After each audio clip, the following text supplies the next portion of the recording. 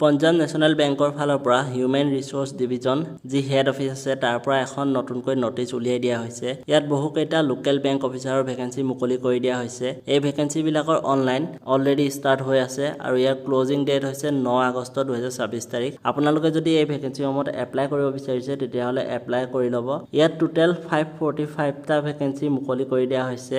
এই ভেকেন্সিবিলাকৰ কথা যদি কওঁ তেতিয়াহ'লে ভাৰতবৰ্ষৰ বিভিন্ন ষ্টেটত ভেকেন্সিবিলাকৰ মুকলি কৰি দিয়া হৈছে। অসমত টোটেল ভেকেন্সি 85টা মুকলি কৰি দিয়া হৈছে আৰু এইটো যিহেতু এটা লোকেল বেংক অফিচাৰৰ ভেকেন্সি হয়, সেয়ে আপোনালোকে যদি এই ভেকেন্সিত এপ্লাই কৰিব বিচাৰে তেতিয়াহ'লে আপোনালোকে আছামিজ বা বড়ো লেংগুৱেজ জানিব লাগিব অসমৰ কাৰণে।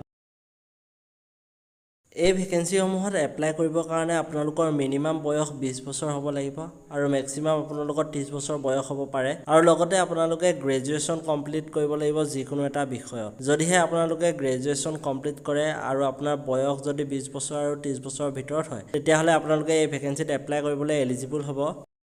ইয়াৰ চিলেকশ্যন প্ৰচিডিঅ'ৰ যদি কথা কওঁ তেতিয়াহ'লে ৰিটেন এক্সাম এটা হ'ব, য'ত টোটেল আপোনালোকৰ 5টা বিভাগ থাকিব। ৰিজনিং আৰু কম্পিউটাৰ এপ্টিটিউডত 25টা কুৱেশ্যন থাকিব 25 মাৰ্কৰ। ইয়াৰ কাৰণে 35 মিনিট আপোনালোকে পাব।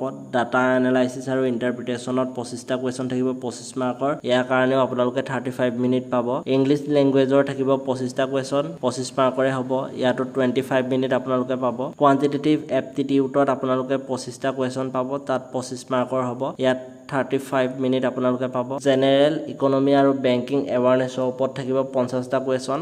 ইয়াত আপোনালোকৰ 50 মাৰ্কৰ হ'ব আৰু টোটেল আপোনালোকে 50 মিনিট পাব। বাকী নিগেটিভ মাৰ্কিঙৰ যদি কথা কওঁ তেতিয়াহ'লে আপোনালোকৰ 1/4 নিগেটিভ মাৰ্কিং হয়। ইয়াত যদি এক্সামিনেশ্যন চেণ্টাৰৰ কথা কওঁ তেতিয়াহ'লে আমাৰ অসমৰ যি এক্সামিনেশ্যন চেণ্টাৰ হ'ব সেইটো ডিব্ৰুগড়, গুৱাহাটী, যোৰহাট, শিলচৰ আৰু তেজপুৰত আছে।